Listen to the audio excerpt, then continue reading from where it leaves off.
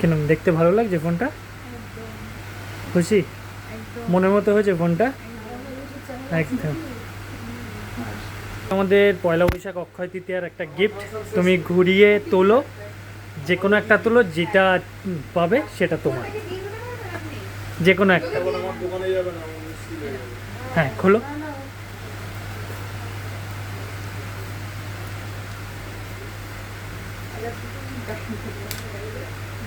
দেখি কি পেয়েছো। স্মার্ট। আচ্ছা, এটা হচ্ছে তোমার একটা গিফট।